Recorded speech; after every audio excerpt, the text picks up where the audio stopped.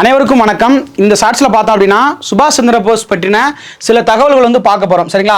So சுபாஷ் சந்திர போஸ் பார்த்தீங்க அப்படின்னா 23/1/1897 வந்து பிறந்திருப்பாரு.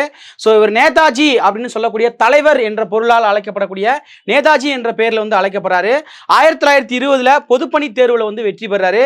1921 காங்கிரஸில் வந்து ஜாயின் பண்ணுறாரு. 1938 ஹரிபுராவில் நடந்த ஐஎன்சி மாநாட்டுக்கு தலைவராக தேர்ந்தெடுக்கப்படுறாரு. அதுக்கு அடுத்த வருஷமே 1939 திரிபுராவில் நடந்த மாநாட்டிலையுமே தலைவராக இருக்கிறாரு. அதுக்கடுத்து பார்த்தீங்கன்னா ஃபார்வர்ட் பிளாக், நம்ம காங்கிரஸ் கட்சியிலிருந்து விலகி 1939 ஃபார்வர்ட் பிளாக் அப்படின்னு சொல்லக்கூடிய கட்சியை வந்து ஸ்டார்ட் பண்றாரு. அதுக்கடுத்து பார்த்தீங்கன்னா பெர்லின் அப்படின்னு சொல்லக்கூடிய ஒரு வானொலியை வந்து அடிக்கடி வந்து பயன்படுத்தியிருப்பாரு. அதுதான் பார்த்தீங்கன்னா பின்னால் ஆசாத் ஹிந்த் அப்படின்னு அழைக்கப்பட்டது.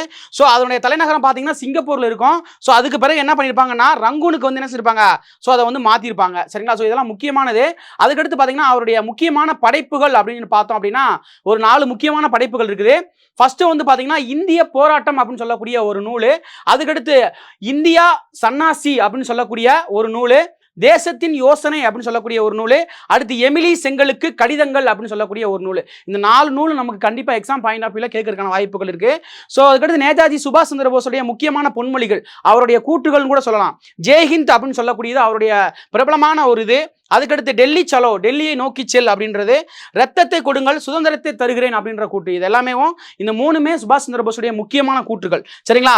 ஸோ உங்களுக்கான கேள்வி, சுபாஷ் சந்திர போஸுக்கு பார்த்தீங்க அப்படின்னா பாரத ரத்னா விருது எந்த ஆண்டு வழங்கப்பட்டது அப்படின்றவங்க தெரிஞ்சவங்க கண்டிப்பாக கீழே கமெண்ட் பண்ணுங்க. நன்றி.